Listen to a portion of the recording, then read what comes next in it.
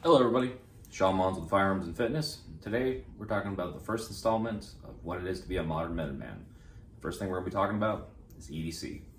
Now, this is by no means a complete encompassing video as much as I would like it to be, because I'm telling you right now, I've refilmed this thing about 3 separate times. First time because my fucking video got corrupted and I couldn't use it. So yay me, yay being a contact corrector. I get to reshoot this entire fucking thing and try to do it all off of memory because I lost my notes too. So, great. Any rate, prepare for a lot of yapping. I know I've gotten comments before that I yap a lot, and well, oh well. Today we're going to be yapping quite a bit. Now, first things first, for EDC, we have to consider this. What are you willing to carry? Straight up, we're all not firearms instructors. A lot of us are just normal motherfuckers in the world, all right? And I'm not gonna lie to you, this is all a great inconvenience, all right? Carrying a gun, carrying a spare mag, carrying a flashlight, carrying medical, less lethal, whatever the fuck it is. It's all super inconvenient, all right? And there's no two ways around it. Anybody that tells you that it's not inconvenient is a fucking liar, all right? Now, you can get used to it and it be what it be, but as it is inconvenient. It is less convenient, all right, than me just not putting on a gun and walking out the house, all right? There's less things that I have to consider when doing that. The fact of the matter is, though, it is more inconvenient all around to be armed out in public, all right? Now, is there a lot of benefits that outweigh the inconvenience? Fuck yeah, there is. And anybody that tells you that there's not any benefit to being armed out in public is a fucking idiot, or doesn't watch the news, or is just retarded. Like, I don't know what to tell you. You're a stupid person at this point in your life. Now, things to consider, like I said, things to consider. What are you willing to carry? All right, and that's more of a question for you than anything else. And here's the thing, that will change day to day. When it's 1,000 degrees out, do you think you want to be carrying that Glock 34 with the weapon mount on light and that nice, like, tier 1 concealment holster? All right, probably not. You're gonna probably want to carry like a Shield Plus or something like that. A little more convenient. You're going to the beach. You're gonna be wearing swim trunks the entire time. Are you gonna be wanting to carry on body, or are you gonna be carrying off body? All right, these little things are just gonna kind of come up, but here's the thing. You have to make it work all around. So, but before we get too far into the weeds, we're gonna talk about something else. You need to pick stuff that you are confident in. If that means a 5-shot J-frame is what you're confident in, by all means, rock on, rock star. God, I hope 5 shots is what you need. All right. I know there's an old adage: if you can't fix it in 6, then you don't need 10. True. It says nobody ever after the first gunfight. Everybody wishes they had more ammunition. Everybody wishes they had a bigger gun. Everybody wishes they had a better caliber. Fact of the matter is, you got what you got. All right. Next thing to come to mind. Whatever it is you pick, you need to practice with it. All right. Straight up. All right. Everybody wants to wear their battle belts, all right, and go to the range and do cool Instagram drills and whatnot. And I'm not gonna lie, I'm one of the fucking ones too. I love doing drills with my battle belt and whatnot. But you know what? I do make time to practice from concealment. Why? Because it's the thing I do the most. I conceal carry everywhere. Why wouldn't I do that the most? And you need to practice. You need to practice from standing, from sitting, from a kneeling position, all right, walking, running. All right, these are all things you need to practice in order to get good at, because we're just going to use this as an example. An active shooter breaks out and you are running to cover because you happen to be in the food court when this motherfucker decides to open up.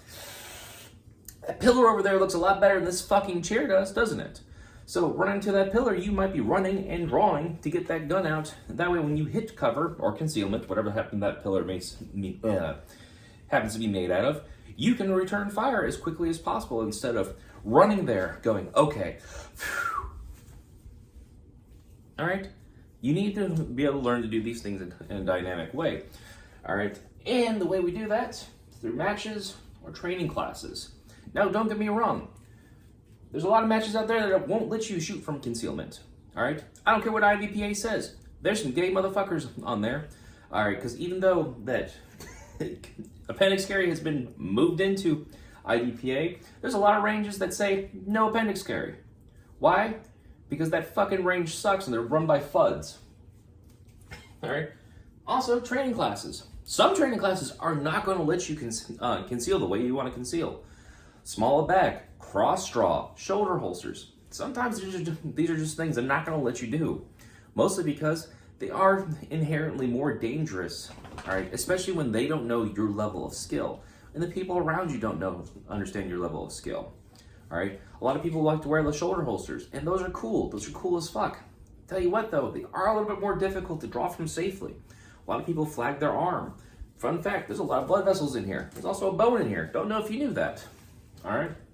But people will flag their arm, bringing out the guns. Cross draw, they will flag other people as they go to draw, all right? These are things you have to kind of think about when you're working through your process and what you may or may not be able to pick up. Shoulder holsters are indeed much more really comfortable. And not only that, they allow you to carry a fairly large gun fairly easily. But how often are you going to be able to practice from it? How often are you going to be able to practice from it hot? All right, how often are you going to be able to go to a range, any range, even the cool ranges, that it's going to allow you to draw from a shoulder holster? Not too many. Same with cross draw, so on and so forth. These are things you have to consider. All right, but you need to go to matches, you need to go to training classes, all right, or class. I don't fucking really care. All right, honestly, you don't need to do any of this stuff. Believe it or not, a lot of people with very little training get away with a lot of dumb stuff. But I'm never going to tell people to not go train. I'm never going to tell people to not go to matches and whatnot, because it's good to practice. It's good to be proficient at what you do. Teddy! Anyway, so next thing's next. Remember, what you have is what you have. What the fuck is on you is what you got. You're not going to have time to run into your car to get whatever it is. You're not going to have time to run home real quick and get whatever it is. Whatever happens in front of you is happening in front of you. What you got on you is what you got on you. If that happens to be some nail polish... If all you got on you is nail polish and high heels, by God, you better figure it the fuck out. Because guess what? Them high heels gonna be some deadly motherfuckers here in a second. But that's not optimal. Remember, what you have is what you have. All right? Failing is not an option. All right? You're gonna win. You are the one that has to figure this out, though. All right? And that's what training and matches will help you do, figure this out. But anyway, I digress. The point I'm making is, you gotta figure this the fuck out. Whatever you have is what you have. If you chose a J-frame revolver with 5 shots, that's what you got. It's a J-frame revolver with 5 fucking shots. If you chose a CZP-10C because you're classy like me, all right, and you got an extendo in there running 21 rounds, you got 21 rounds on tap. Got a spare mag with you? Look at that. More friends for the party. All right. Got a red dot on top of your pistol? Look, more capability. Got a weapon mounted life, more capability, whole 9 yards. But that does come at a cost that it is much more inconvenient to carry those things. However, you're more prepared. And you're never going to be prepared for everything. You're just not. But remember, what the fuck ever you have is what you have. There is no getting over that. We would all love to have a battle rifle that is sub-minute accuracy, that if I point a laser at, immediately it's going to go right there and destroy my enemies and his fucking entire bloodline, or their entire bloodline, whatever fucking pronoun you choose to have nowadays. The point I'm making is, what you have is what you have. All right, and you have to know how to train with it. You have to know how to practice with it, and you have to know how to fucking use it effectively. That is a responsible human being. That is a responsible Minuteman. All right, and there's no two ways about that. All right, which brings me to there is no perfect EDC. Only what you're willing to carry and what you're willing not to carry. All right, we can go through the rabbit hole in our brain about, all right, well, if this happens, I need this, that, and what ifs are great to have. But what covers your the biggest bases? Honestly, in my opinion, carrying a mid-size weapon that has 10 or more shots is a good way to go. It'll get you through, I think, 80% of anything you might run into. All right, if not, just a little bit more. But the fact of the matter is, there is no perfect EDC. It is only what you're carrying. That is the perfect EDC, is whatever you're carrying. And if it's nothing, guess what? That was your perfect today. If it's everything, look at you coming to the fucking party with sandwiches. Smart. Anyway, you also have to consider that there are going to be barriers, all right? Physical and mental barriers that you're going to have to break through with this. For instance, we all have seen the guys shoot 100 yards with a pistol and whatnot and make hits. Cool. Can you do that? Yes? No? All right. Mental barrier. Got to think of these things. All right. Now, am I saying that's something you need to practice constantly? No. Honestly, you should probably be practicing on things that are within arm's reach to 10 yards. All right. But you should practice 25, 50, 75, 100-yard shots because those shots have happened and they have saved people. All right. The Dickin drill, which is derived from Mr. Dickin, who fucked up some asshole in a shopping mall that decided they wanted to try to kill people. And you know what? He came to the rescue. He made some good quality shots at about 35 to 40 yards. Got 8 hits out of 10. All right, at least where the lore goes. But either way, dude's a hero because you know what? He made that mental note and he said, "Fuck you, I can do this." All right, but you might also have physical barriers. There's such thing as glass, cement, plastics, sheet metal, the whole 9 yards. The world is full of a lot of weird stuff. Is your caliber able to get through that? All right, are you confident that if you shoot through that, you're going to hit what you're aiming at? Or is your bullet going to do something weird? All right, these are things to kind of check on, maybe look into. You don't necessarily yourself have to test everything. But YouTube is a wild place of people shooting a lot of wild shit and getting to see what bullets do wildly. Go check it out, all right? There is no such thing as gun slop. There's just some stuff that takes less mental energy. And watching people shoot shit, just watch it explode, sometimes is actually more useful than you might think. Demolition Ranch has a fucking whole backlog of what 9mm will not go through, what it will do to the different components and whatnot. Excuse me. All right? It's entertaining, and you get to kind of learn what bolts will do sometimes. All right? Next thing's next. It's concealment. Guess what, guys? We're going to be concealing all this shit. All right? And how do we go about doing that? Well, through holster selection, through off-body selection, through things that we think we need to do. All right? Concealment's the name of the game. Having a good quality holster is a good way to do it. Now, you can go in with an Uncle Mike's and whatnot, but your life's going to be miserable because you're probably not going to retain that fucking holster. All right? Get a good quality holster and magazine. You don't have to spend a lot of money. Amazon's got a million fucking holsters on there that are made for your gun. All right? I don't remember what holster this is, but it cost me like 30 bucks. All right? And it's been excellent. I've gone to training classes with it. I've shot matches with it. It's got decent retention. All right? It was far cheaper than like a Conceal One fucking holster. Got a good magazine holder and whatnot. I just put a little, what do you call it? I don't know, the teardrop thing to keep it from fucking stabbing my balls all the damn time. All right. Fact of the matter is, all right, I got a decent holster that stays where I want it to, that gives me a consistent draw. All right.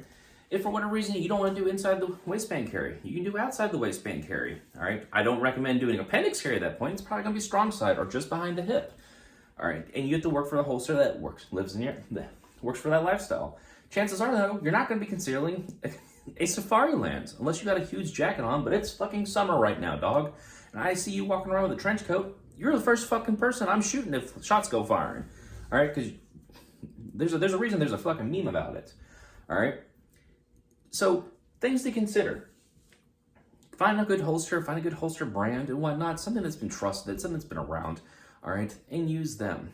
Now, if you want an off-body carry, Andrew from Combat Art Training has a great fanny pack that you can do. Put a holster inside that, snug fit. I saw, was Peterson?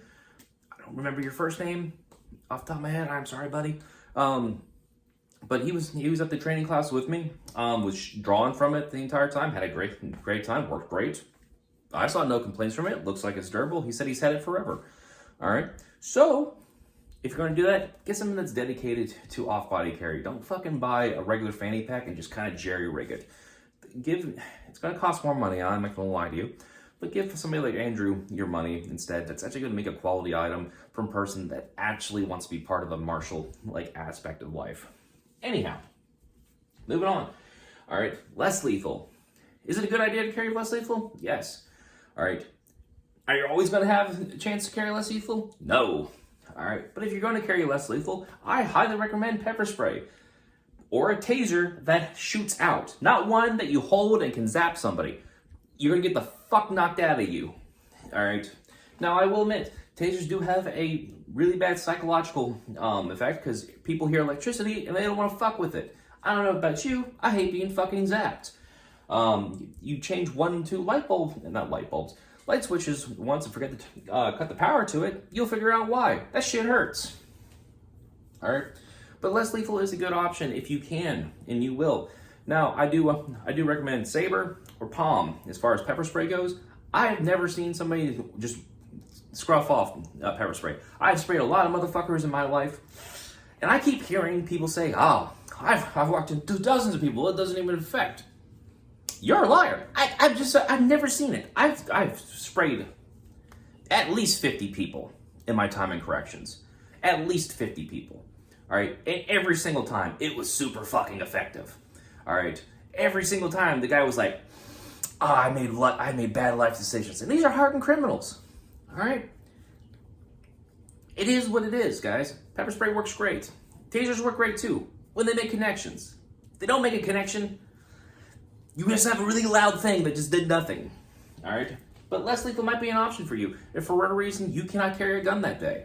All right, either because it's just not practical, not possible, or illegal. I'm not going to tell you to do illegal stuff, but remember, there's no such thing as remember, there's no such thing as a gun-free zone if you're not a pussy. That is not legal advice. Don't break the law. Anyway, so another thing to consider is empty-handed skills. All right. You know, BJJ is super popular. Judo's great. Boxing's great. People that say, boxers can't fight have never been punched in the fucking face. All right?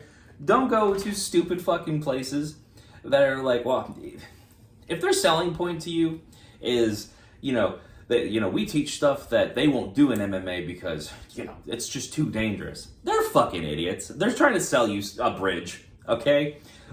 Go to judo, Brazilian jiu-jitsu, American wrestling, I think it's Greco wrestling, something like that. Whatever it happens to be. All right, boxing, kickboxing. All right, great things to learn from. Gyms do cost quite a bit, but you're learning a good skill at the same time. But empty-handed skills, awesome. They're a great place to go, and you don't even have to go for that long to get somewhat proficient at it, as long as you stay practiced. All right, another thing we need to consider is de-escalation. Not everything's a mass shooting. All right. Sometimes we talk ourselves into a fucking problem. And here's the thing, de-escalation skills are a great thing to have. If there's one thing the Department of Corrections has taught me, is de-escalation skills, is calming people down. All right, because if you've been punched in the mouth once or twice for running your mouth, you learn real quick that shit ain't fun. All right, unless you're about that life, then you're a masochist. I can't help you on that end. Point I'm making is learn some de-escalation skills. Learn some people skills. If you go around saying that you're an asshole, I probably don't want to be around you, all right? And I recommend other people not be around you either, because you're going to get them hurt. It is what it is, all right? You can be factual, but there's a way not to be a dick about it. Anyway, last but not least, all right, well, last that I can think of at least, is fucking mindset. We have to have a mindset that we are going to win. We are going to conquer our foes, and that we will not fail.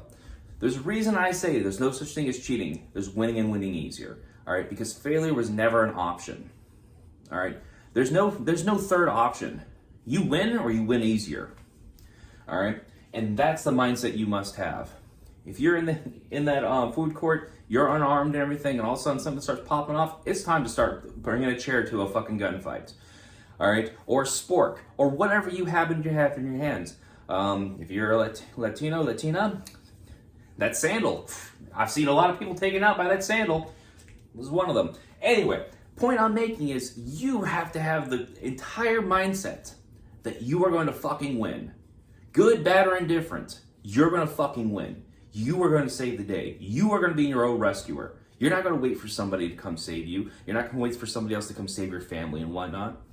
There's stuff that I hear, I don't know if you guys watch police cam videos and whatnot, of people crying because they don't know what to do.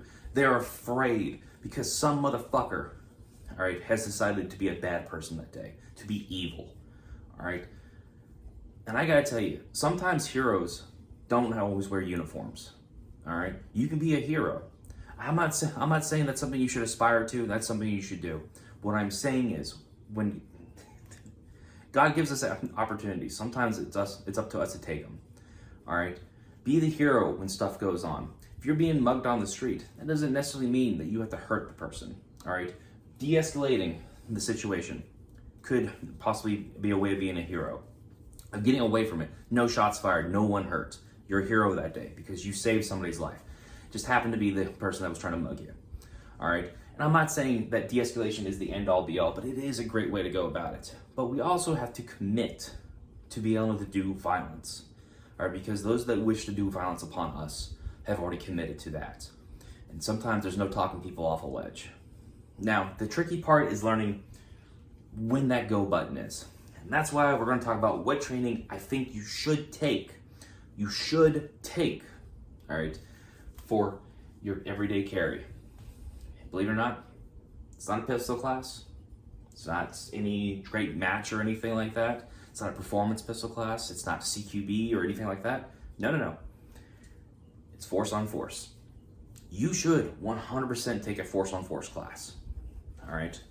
Because it'll teach you to do violence, to commit to the violence, all right? And it's not something that we as good people like to do. We don't like to hurt people. That's not something we want to do. But sometimes that's something that is forced upon us. Now, there's a couple of different ways you can go about this.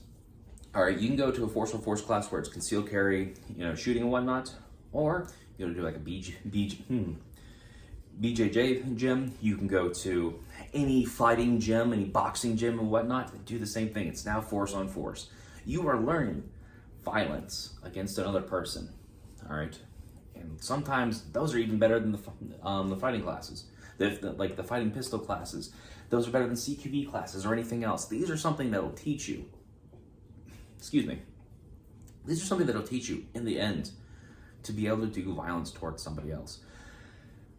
They'll teach you to help de-escalate from different things and whatnot. It'll give you confidence in your abilities, all right? Or it'll teach you stuff that you need to work on. Now, am I the smartest tool in the shed? Absolutely not. All right, is this like a complete list? Absolutely not. This is a good list to start off of. All right, EDC is the first step and the first thing you need to conquer as a prepared Minuteman. All right, because there's so many things that happen in our world, from just the day-to-day, muggings, people trying to rob you, this, that, and the third, all right, home invasions and stuff like that, to an active shooter situation, terrorist attacks, and stuff like that. And honestly, being armed, being ready, and being willing to do violence in those situations is probably the best thing you can work towards. All right, it's something that will need to happen. And if it's not through you, it's going to be from somebody else. But sometimes everybody else needs that one person to lead the way. You ever notice that on subways and whatnot, there's always that one fucking crazy that's, hurting people, walking up on women and whatnot, and then that one guy or that one woman steps up and says, fuck you, get out of my face. Everybody else rallies behind them because they now have a leader. Take some leadership classes, all right? These are things, EDC-wise, that you should have. Your everyday carries, your mind, mental capacity, all right? Mindset. I know I've said it a couple times, I've said it a couple different ways, but that is a big thing, guys. Now, tell you what I carry, right? 90% of the time, this is what I'm carrying. I carry my P10C, I have a dot, I have a spare mag, all right? I have, some old fucking Surefire flashlight that I've had for years, and you can see it's all fucking dented up and shit. All right. Sometimes I carry with a weapon mounted light. And then, I didn't grab my tourniquet, so. And then I have just a tourniquet with me. All right, that's what I do. That's what I carry in my day-to-day life. All right, and it'll serve probably most stuff, maybe stuff, maybe not. Maybe I won't have enough. All right, but you know what? I don't have a choice. I can't fail. I have to succeed. And that's the mindset I'm gonna have. I'm not gonna fail. I'm not gonna fail those around me. I'm gonna win. Like I said, there's no such thing as cheating. There's winning and winning easier. Y'all have a good day. Please consider please consider liking, subscribing, sharing, a whole 9 yards. It really helps us out here. All right. Hopefully we'll be back soon with some more Minuteman craziness. Next thing we're gonna be talking about is you know what? Leave a comment down below if you want a PDW video or if you want a rifle video. Talk to you guys next time.